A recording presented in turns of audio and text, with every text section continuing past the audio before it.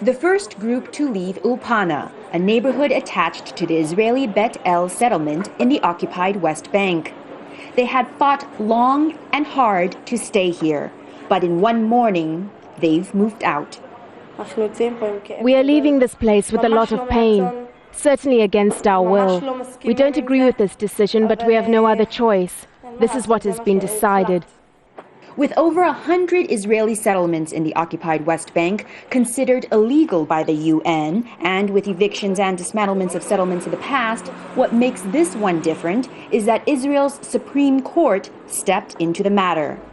The Israeli government had always skirted the legality issue by making a distinction between state land and private land, saying the UN conventions applied only to private land. That's justified settlements on what Israel says is government land.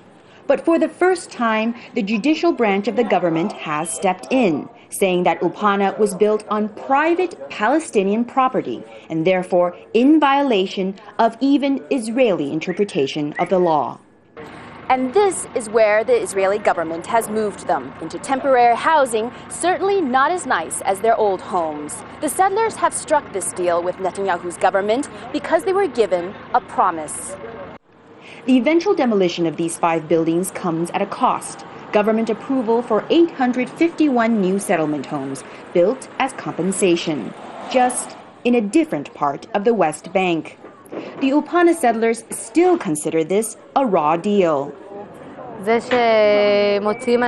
You wake up in the morning to discover that your house is no longer your house and that you have to leave, and packing is terrible. Some 330,000 Israelis live in settlements. This group feels they have lost the battle, but only for today. They tell us they will be back, if not them, and if not soon, then their children. Melissa Chan, Al Jazeera, the occupied West Bank.